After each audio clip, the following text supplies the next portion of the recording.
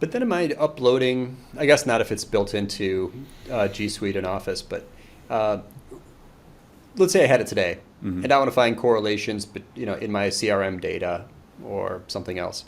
Uh, Risky, stupid, right? To upload a bunch of data directly into GPT-4, Correct. custom trained models. Can you just highlight that for us? Because I don't think everyone is totally up to speed on the difference here between just using this in the browser to help you write an email and Right. what the idea between behind a custom trained data model. Yeah, so if you're using ChatGPT under the standard user agreement, they keep all of your data, and it can, in theory, be used to train the next version of GPT. So GPT-5 could, in theory, have the confidential proprietary data from your organization and part of its training data. So, the risk is there. Like, you're never going to get that past internal, like legal and IT. Like, they're not going to let you do it. Is it a high probability risk that some information you had leaks? We don't know, but I wouldn't be putting a customer list in there. That's for sure. Or proprietary data. So, a practical way you could see this happening that did happen. I think it was at Samsung. This was like a pretty public issue. They took confidential transcriptions from internal meetings, put them into ChatGPT, and asked it to do a summarization. Well, that whole confidential meeting now lives within that foundational model. So yes, the basic guidance is if you're using a ChatGPT tool or Bard or whatever, you have to assume whatever you put in is not, they're going to keep as future training data, both the input and the output of what it actually creates. There is a way, I think ChatGPT, OpenAI, just a few weeks back announced a way where you can turn that off to where it will get rid of your data within 30 days and it won't keep anything after that if you tell it not to, but you have to tell it not to.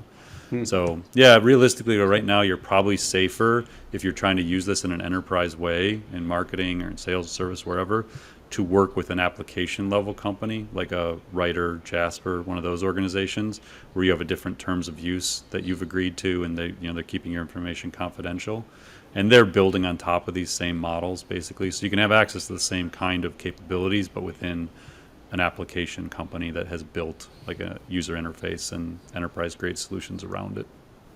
But aren't there was a oh I'm looking at from TechCrunch on April 25th, but I haven't seen it in real life. But OpenAI previews business plan for ChatGPT launching with new privacy controls. Yep, that's the one.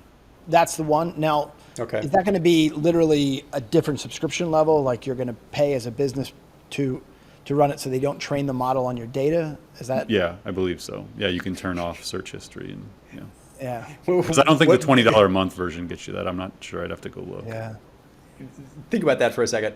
Pay more so that our model doesn't learn from and remember you, right? Because it's a risk. Yeah. This is our world now, right? Yep. Yeah. Like, is it worth? Should I give it a little more money to not save my stuff? Yes. Is it? Am I Otherwise breaking the it's law? like- Am I violating all of my, agreements with all of my clients by, yes, you are. Or is my agency that's using my data, that's using ChatGPT unbeknownst to me, breaking the law with my clients because I don't know that they're doing that with my data? I will say, like, this is an important note. I've said before, like, I think the LLM, the large language model, is going to be the equivalent to the CRM in the future. So as core as CRM has been to marketing, sales, service, I think the large language model will be that way.